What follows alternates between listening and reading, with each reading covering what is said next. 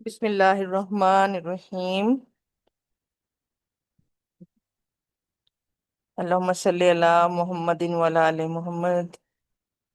Dear students, हमारा ये chapter next जो है, बेसिकली ये इन्वायरमेंटल केमिस्ट्री के दो चैप्टर्स हैं आपके करिकुलम में। एक में आप एयर के बारे में पढ़ेंगे। इन्वायरमेंटल केमिस्ट्री में एयर के बारे में पढ़ेंगे, और दूसरे चैप्टर में आप इन्वायरमेंटल केमिस्ट्री उसका नाम है, लेकिन आप उसमें वाटर के बारे में पढ़ेंगे। इसमें आप एयर के बारे में देखेंगे कि साफ एयर कैसी होनी चाहिए। एंड इसके अलावा आप ये देखेंगे कि जो पॉल्यूटेंट्स हैं वो एयर को किस तरह पॉल्यूट करते हैं, और वो किस तरह ह्यूमन लाइफ को अफेक्ट करते हैं। तो हम उसी तरह स्टूडेंट, जैसा कि मैं आपको पढ़ाती हूँ, एसएलओ वाइज अपने टॉपिक्स को देखेंगे। तो हमें एसएलओस की तरफ जाना पड़ेगा। उसके हिसाब से हर एसएलओ को हम फिर एक्सप्लेन करते जाएंगे। तो जी, पहला एसएलओ आपका है, state that composition of clean dry air is approximately 78% nitrogen, 21% oxygen, and the remainder is the mixture of noble gases and carbon dioxide, etc. तो इस एसएलओ में बेसिकली हमें उसने कहा है कि आप लोगों ने कंपोजिशन ऑफ एयर जो है उसके बारे में समझना है। अच्छा, एयर, अब आप क्या समझते हैं एयर?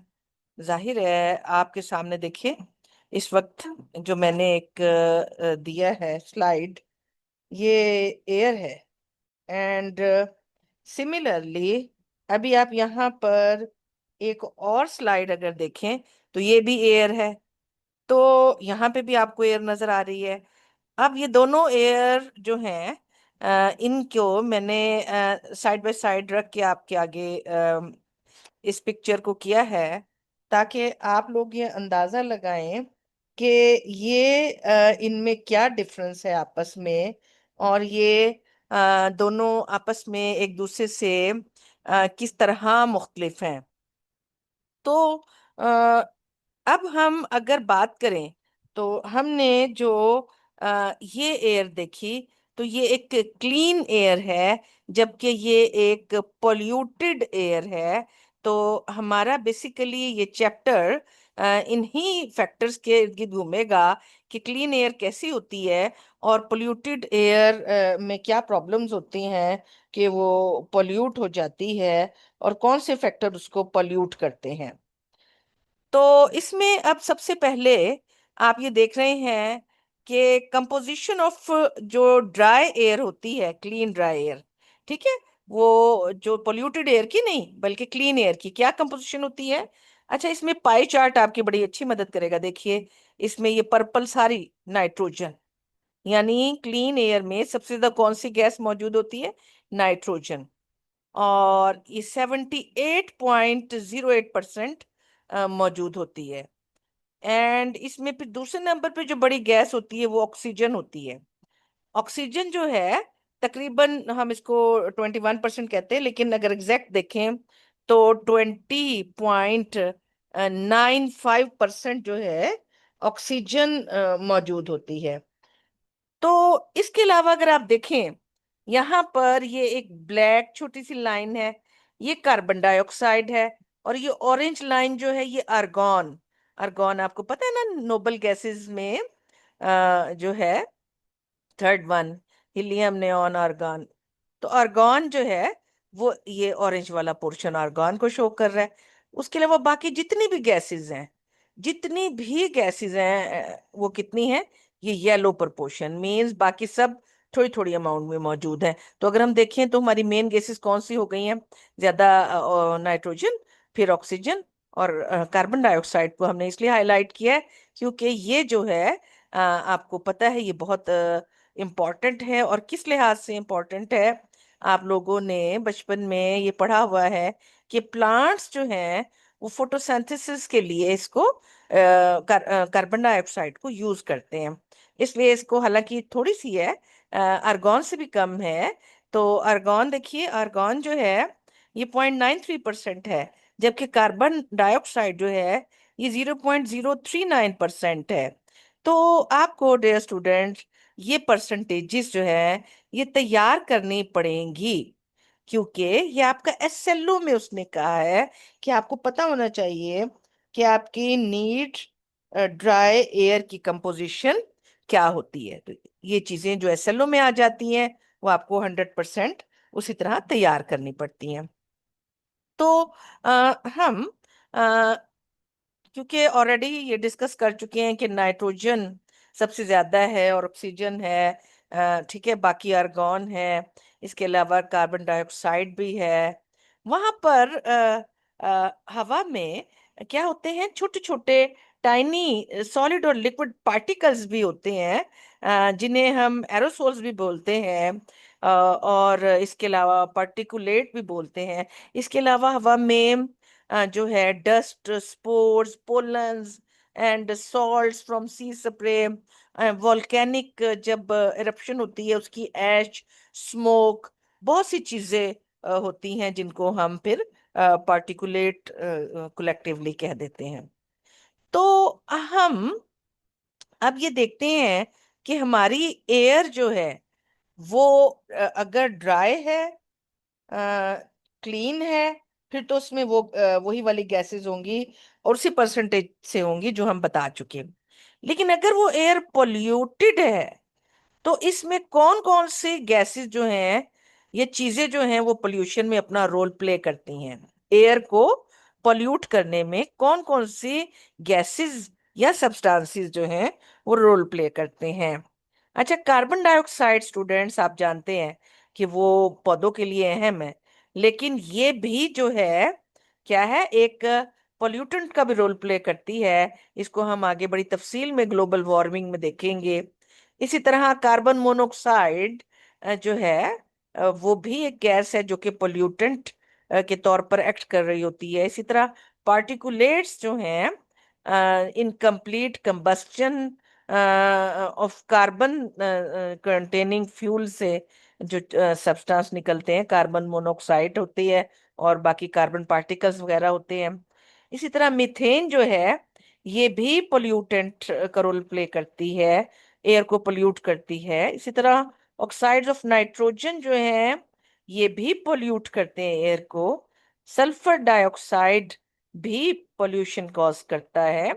इसी तरह ग्राउंड लेवल ओजोन, यानी जो जमीन पर ओजोन पाई जाती है, वो भी एयर को पोल्यूट करने का सबब बनती है। तो ये तो हमने अभी जो पढ़ा है ये एसएलओ ही पढ़ रहे थे कि हमने इन पोल्यूटेंट्स के बारे में बताना है कि ये पोल्यूटेंट्स किस तरह हमारी एयर को पोल्यूट कर रहे हैं।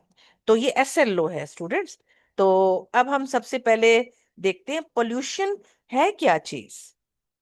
तो एयर पोल्यूशन, ठीक है, एयर पोल्यूशन जो है बेसिकली, क्योंकि हम एयर इस वक्त को डिस्कस कर रहे हैं, तो हम पोल्यूशन तो आपकी लैंड पे भी हो सकती है, वाटर में भी हो सकती है, ठीक है, इसी तरह नॉइज पोल्यूशन भी होती है, ठीक है। लेकिन अभी हम पर्टिकुलरली एयर पोल्यूशन की बात कर रहे हैं।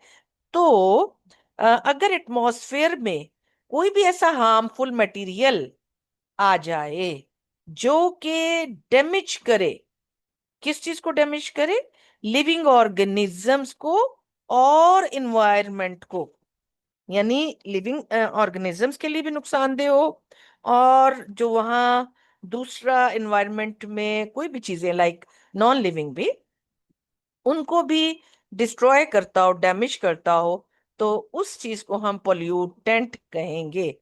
तो पोल्यूटेंट की डेफिनेशन क्या है? ऐसा सब्सटेंस जो डैमेज काज करता है। किसको डैमेज करता है?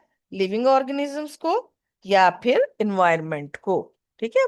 तो लिविंग ऑर्गेनिज्म या एनवायरनमेंट दोनों में से जो है दोनों को हार्मफुली अफेक्ट जो करता है वो क्या होगा?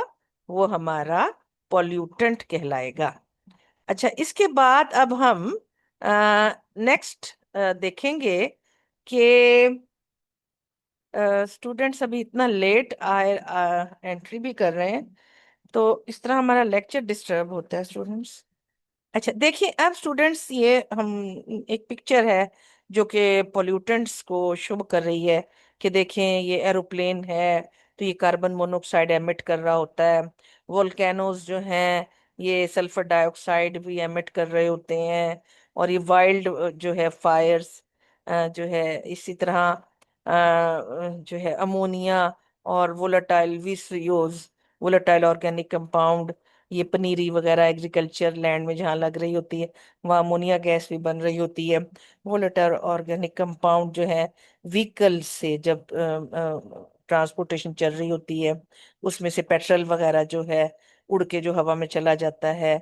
या आप अगर पेंट वगैरह ऑयल पेंट इस्तेमाल कर रहे हैं, तो पेंट खुश्क होके पेंट तो लगा रह जाता है, लेकिन उसका सॉल्वेंट कहाँ चला जाता है, वो हवा में चला जाता है ना।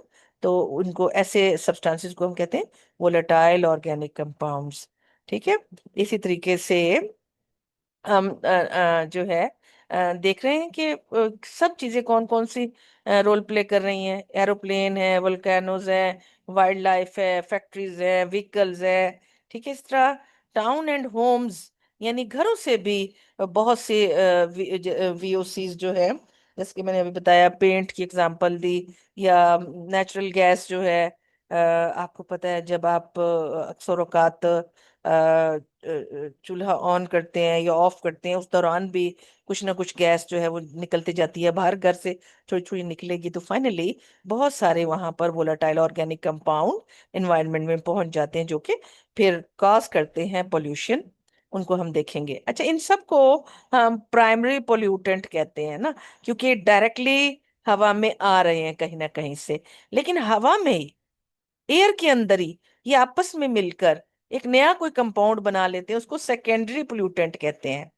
मसलन ये सल्फर डाइऑक्साइड जो है, ऑक्सीजन के साथ मिलकर सल्फर डाइऑक्साइड बना लेती है, ये सेकेंडरी पोल्यूटेंट हो गया। ये सल्फर डाइऑक्साइड पानी के साथ मिलकर सल्फ्यूरिक एसिड बना लेती है, सेकेंडरी पोल्यूटेंट हो गया। ठीक है। ऑक्सीजन जो है ओजोन बना में कन्वर्ट हो जाती है। सिमिलरली जो है नाइट्रोजन ऑक्साइड नाइट्रिक एसिड में कन्वर्ट हो जाता है। तो ये सब सेकेंडरी पोल्यूटेंट कहलाते हैं। तो हमारा असल जो है एसएलओ, जो उसने हमें कहा था कि ये डिफरेंट हैं आपके पास सब्सटेंसेस। तो स्टूडेंट्स, आपको जब पेपर में क्वेश्चन आता है ना इन पोल्यूटेंट के बारे में, आपने तीन बातें लाजमन बतानी है हर पोल्यूटेंट के बारे में। नंबर वन, कि वो पोल्यूटेंट कौन है, कैसा सा है। ठीक है। उसके हार्मफुल इफेक्ट क्या है, और सोर्सेज क्या है, यानी हवा में वो कहाँ से आ रहा है। तो ये तीन बातें आपने हर पोल्यूटेंट के बारे में बतानी है। तो फॉर एग्जाम्पल, अब हम वन बाय वन देखते भी हैं कि कौन सा पोल्यूटेंट जो है वो कैसा होता है और कहाँ से आ रहा होता है। तो जी सबसे पहले सल्फर डाइऑक्साइड देखते हैं। ये बच्चों एक कलरलेस गैस है, यानी नजर नहीं आती, लेकिन इसकी स्मेल जो है वो पंजेंट होती है। ठीक है, पंजेंट ऑडर होता है इसका, यानी इसका जो है बड़ी तेज चुभने वाली स्मेल होती है। अच्छा, अब देखिए स्टूडेंट्स, आप ज्यादातर जितने भी पोल्यूटेंट देखेंगे, सब में कुछ चीजें कॉमन होंगी। मसलन maximum number of pollutant cause करते हैं breathing difficulties in humans and animals. सांस लेने में दुश्वारी होती है, पोल्यूटेंट ज्यादा हो जाए। अभी मैंने आपको पिक्चर में दिखाया था ना, दोनों किस्म के जो है वो एयर्स, पोल्यूटेड एयर भी दिखाई थी, क्लीन एयर भी। तो वो जो पोल्यूटेड एयर थी उसमें सांस लेना मुश्किल हो जाता है, चाहे वो ह्यूमंस हो चाहे एनिमल्स हो। अच्छा लेकिन अच्छा, यही सल्फर डाइऑक्साइड जो है, ये जब ये ऑक्सीजन के साथ रिएक्ट कर जाती है, तो ये सल्फर ट्राइऑक्साइड बना लेती है और एसिडिक कंपाउंड बना लेती है, जो जब वाटर में डिजोल्व, रेन वाटर में डिजोल्व होते हैं, तो वो एक स्ट्रॉन्ग एसिड बना लेते हैं। और क्या कॉज करते हैं, एसिडिक रेन कॉज करते हैं। तो एसिडिक रेन के अपने मसाइल होते हैं, हमने लास्ट चैप्टर में भी थोड़े से पढ़े थे। अब हम देखते हैं सल्फर डाइऑक्साइड कहाँ कहाँ से आती है एटमॉस्फेयर में। अच्छा, कंबस्चन ऑफ फॉसल फ्यूल। अब फॉसल फ्यूल क्या है बच्चों? फॉसल फ्यूल देखें, जो आप के घरों में गैस जल रही है वो फॉसल फॉसल फ्यूल है। आपकी गाड़ियों में जो पेट्रोल जलता है वो फॉसल फ्यूल है। ठीक है। तो ये पेट्रोल और ये या मट्टी का तेल हुआ, या आप कह सकते हैं आपकी सिलेंडर्स वाली गैस हुई, या मीथेन गैस हुई, ये सब क्या चीज है? ये फॉसल फ्यूल्स हैं। ये ऐसे फ्यूल्स हैं जो फॉसल्स से हासिल हुए थे, इसलिए इनको फॉसल फ्यूल कहा जाता है। जब भी इनको जलाया जाता है तो क्या चीज मिलती है? एयर में क्या क्या चीजें जाती हैं? और भी बहुत सी चीजें जाती हैं, लेकिन सल्फर के ऑक्साइड्स भी हवा में चले जाते हैं। अच्छा, एक तो आम जब हम कंबस्टन हो रही होती है, यानी हमारी हमारी आपकी गाड़ी जब जिसमें हम सफर करते हैं, जब वो उसमें पेट्रोल बर्न होता है तो सल्फर डाइऑक्साइड हवा में जाती है। एक तो ये है सोर्स ना। लेकिन दूसरा सोर्स जो है वो वोल्केनिक एरप्शन भी है। अब वोल्केनिक एरप्शन क्या है? आतिश फिशा का फटना। बड़े ये हमारा पाकिस्तान में तो अल्हम्दुलिल्लाह ऐसा कोई मसला नहीं है।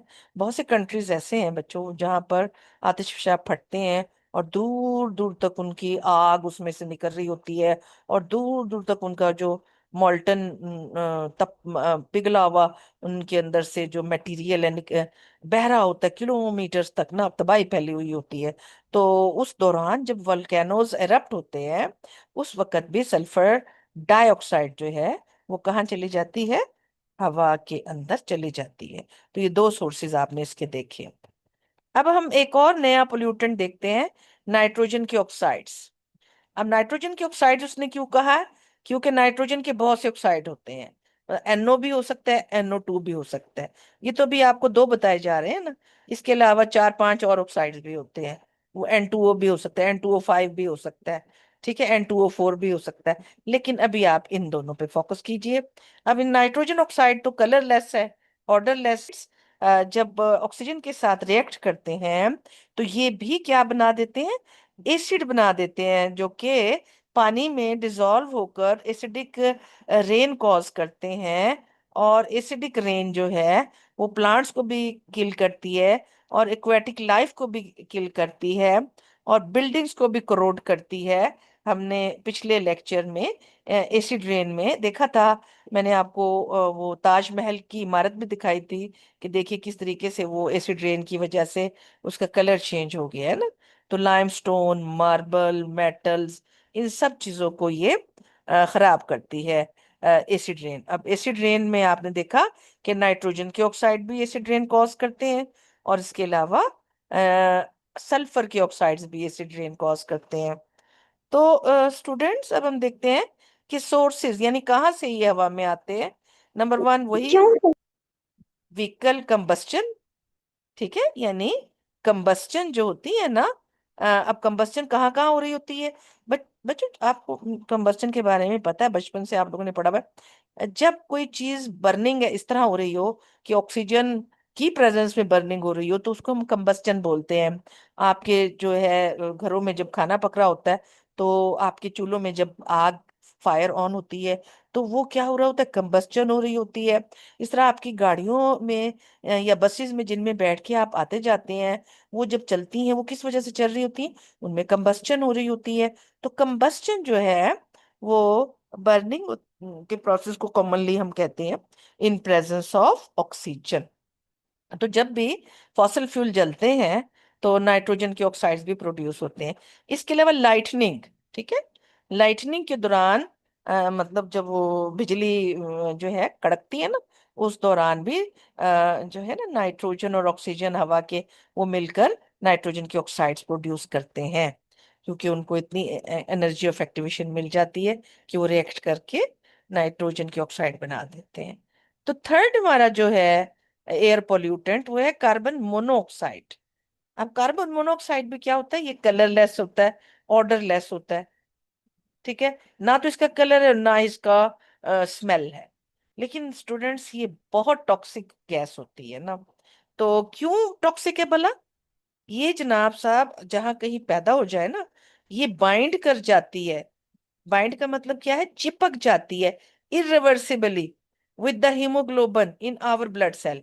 यानी अगर कहीं पे कार्बन मोनोऑक्साइड ज्यादा हो जाए और हम वहां सांस ले लें, तो ये हमारे जिस्म खून के अंदर जो हीमोग्लोबिन है उसके साथ चिपक जाती है, जिसकी वजह से वो हीमोग्लोबिन जो है ऑक्सीजन को कैरी नहीं कर सकता, और ऑक्सीजन ना होने की वजह से इंसान बहुत जल्दी मर जाते हैं। तो ये कार्बन मोनोऑक्साइड की कंसंट्रेशन अगर कहीं पे ज्यादा हो जाए तो बहुत ज्यादा नुकसानदेह होती है। इसके अलावा जो है हमने देखा क्योंकि ये हीमोग्लोबिन की एबिलिटी को खत्म कर देता है। कौन सी एबिलिटी? ट्रांसपोर्ट, ऑक्सीजन ट्रांसपोर्ट करने की। बाकी बॉडी को ऑक्सीजन नहीं मिलती, इसलिए बॉडी जो है वो ज्यादा देर जिंदा रह नहीं पाती। अच्छा जी, अब ये किस तरह पैदा होती है? अगर कहीं पर इनकम्प्लीट कंबस्टन हो रही है। इनकम्प्लीट कंबस्टन पता है क्या होती है? जहाँ पे ऑक्सीजन कम हो। फॉर एग्जाम्पल, अब मैं आपको एक बात बताऊं। जब सर्दियों में बंद कमरे के अंदर गैस हीटर चलाया जाता है तो वहां पर ऑक्सीजन कम हो जाती है। ऑक्सीजन कम होने के वजह से वहां कार्बन डाइऑक्साइड बनने की जगह कार्बन मोनोऑक्साइड, CO2 की जगह CO बनना शुरू हो जाती है। और अक्सर अल्लाह माफ करे घरों में जिनमें आप लोगों ने वाकयात सुने होंगे सर्दियों में, अक्सर लोग जो है वो सांस या दम घुटने से क्यों फौत हो जाते हैं? क्योंकि कार्बन मोनोऑक्साइड कमरों में हीटर की वजह से पैदा हो जाती है। और हीटर में क्यों हुई? गैस हीटर में, नॉट इलेक्ट्रिक। गैस हीटर में क्यों पैदा हुई? क्योंकि इनकम्प्लीट कंबस्चन वहां पे हो रही होती है। इनकम्प्लीट कंबस्चन कब होती है? जब ऑक्सीजन पूरी ना हो। अच्छा, इसी तरीके से हमारा नेक्स्ट एयर पोल्यूटेंट है मीथेन। ये भी एक कलरलेस एंड ओडरलेस गैस है, एंड हाईली फ्लेमेबल है। आपको पता है आग पकड़ती है ना, जो मीथेन गैस हमारे सबके जो चूल्हों में जलती है वो कौन सी गैस है? मीथेन गैस है। तो ये हाईली फ्लेमेबल है। अब इसके हार्मफुल इफेक्ट क्या है? ये अगर अनबर्ट है ना, यानी एक तो जब जल जाती है तो जलने के बाद कार्बन डाइऑक्साइड वाटर पैदा कर देती है, लेकिन अगर अनबर्ट, बगैर जले अगर आंखों में चली जाए तो ये आईज को भी खराब करती है, और रेस्पिरेटरी ट्रैक्ट में यानी सांस की नाली में भी इरिटेशन पैदा करती है। इसी तरह अनबर्ट यानी जो ना जली हुई हो, बगैर जले वाले जो मीथेन गैस है, ये नाइट्रोजन ऑक्साइड्स के साथ रिएक्ट करके सनलाइट में फोटोकेमिकल स्मोक भी बना देती है ना। स्मोक भी एक पोल्यूटेंट है। एंड ये किस तरह का ये भी सेकेंडरी पोल्यूटेंट है। अच्छा, इसी तरीके से हम ये देखते हैं कि जो फोटोकेमिकल स्मोक है या स्मोक है, इसके बारे में डिटेल में हम मजीद भी पढ़ेंगे। तो ये जो है एक ब्राउन जो है ब्राउन सा एटमॉस्फेयर फील होता है। The formation of smoke also produces ozone. ठीक है, यानी जो स्मोक है ये सिर्फ ऐसा नहीं है कि द फॉर्मेशन ऑफ स्मोक जो है वो सिर्फ और सिर्फ ब्राउन हेज पैदा हो जाएगी, but also produces ozone, sulphur dioxide and nitrogen oxide which are other polluted. ठीक है, ये भी पोल्यूटेंट हैं सब। तो ये सब के सब स्मोक फॉर्मेशन में हिस्सा लेते हैं। स्मोक में सिर्फ ऐसा नहीं है कि सिर्फ मीथेन गैस हिस्सा लेती है। अच्छा, इसके सोर्सेज क्या है? एनएरोबिक। एनएरोबिक क्या होती है? जब आपके जो है एरोबिक होता है इन प्रेजेंस ऑफ ऑक्सीजन, और एनएरोबिक होता है in the absence of oxygen. ठीक है, तो जब in the absence of oxygen bacteria decompose कर रहे होते हैं ऑर्गेनिक सब्सटेंस को, तो वहां पर क्या प्रोड्यूस हो रही होती है? मीथेन। और ये कहाँ जा रही होती है? एटमॉस्फेयर में, एनवायरनमेंट में। इसी तरीके से हम ये देखते हैं कि वेस्ट गैसेस फ्रॉम कैटल्स, ठीक है, यानी ये कैटल्स का ये जो होता है वेस्ट, वेस्ट जो होता है उनका, उससे भी जो है मीथेन गैस जो है वो एयर में जा रही होती है। इसी तरह हमारा नेक्स्ट पोल्यूटेंट है ओजोन। अब ओजोन क्या है? Is a pale blue gas है विद ए पंजेंट ऑर्डर। ठीक है, एक तो ये पीली और नीली पीली सी गैस है, और इसकी जो है तेज किस्म की स्मेल है। तो इसके हार्मफुल इफेक्ट क्या हैं? ये भी आईज में एंड सांस, रेस्पिरेटरी ट्रैक्ट में, सांस की नालियों में इरिटेशन, यानी खारिश सी पैदा होती है और ऐसे खांसी सी आती है। When inhaled it also causes chest pain and headache. यानी अगर कोई इसको सांस में ले जाए ओजोन को, तो उससे उस सीने में भी दर्द शुरू हो जाता है और उसके सर में भी दर्द शुरू हो जाता है। तो ओजोन जो है उसकी वजह से क्या मसला होता है? फोटोसिंथेसिस नहीं हो पाती है प्लांट में। जब फोटोसिंथेसिस नहीं होगा तो वो डैमेज हो जाएगी क्रॉप ना। अच्छा, इसी तरीके से अब हम सोर्सेज देखते हैं कहाँ कहाँ से। लाइटनिंग से ओजोन आती है। लाइटनिंग जब होती है ना, बिजली कड़कती है, तो हवा में जो मौजूद ऑक्सीजन होती है ना, वो लाइटनिंग की वजह से ओजोन में कन्वर्ट हो जाती है। इसी तरह सनलाइट की मौजूदगी में भी ऑक्सीजन जो है वो ओजोन में तब्दील हो जाती है। इसी तरह बहुत से अनबर्न्ड हाइड्रोकार्बन जो हैं उनके रिएक्शंस भी जब हवा में होते हैं, उनके नतीजे में भी ओजोन प्रोड्यूस होती है। तो ओजोन के डिफरेंट जो हैं वो सोर्सेज हैं। अच्छा, सिक्स्थ हमारा जो है एयर पोल्यूटेंट, वो है अनबर्न्ड हाइड्रोकार्बन्स। यानी ऐसे कंपाउंड जिसमें हाइड्रोजन और कार्बन होगी। तो कार्बन और हाइड्रोजन वाले कंपाउंड ज्यादातर क्या होते हैं? कलरलेस गैसेस होते हैं, नेचुरली ऑर्डरलेस होते हैं, एंड कुछ जो है अलबत्ता पंजेंट भी हो सकते हैं जब फ्यूल में एडिटिव डाल दिए जाएं। अच्छा, आप लोगों को अभी मैंने बताया था मीथेन कल ऑर्डर लेस होती है, नहीं उसकी स्मेल नहीं होती। लेकिन आपके घरों में जो मीथेन गैस होती है, आप देखें चूल्हा खुला छुड़ा रह जाए तो आपको स्मेल आती है ना। तो वो स्टूडेंट्स, मीथेन की अपनी स्मेल नहीं होती। उसके अंदर उन्होंने स्मेल के लिए H2S गैस ऐड की हुई होती है, ताकि खुदा ना खास्ता अगर कहीं पे लीक हो जाए गैस तो पता चल जाए। इसलिए एक दूसरी गैस उसमें मिक्स की जाती है, जैसे मैंने आपको बताया H2S गैस उसमें मिक्स की जाती है। और ताकि अगर वो बिलफर्ज खुला रह जाए चूल्हा, तो फटाफट भाग के उसको बंद किया जा सके।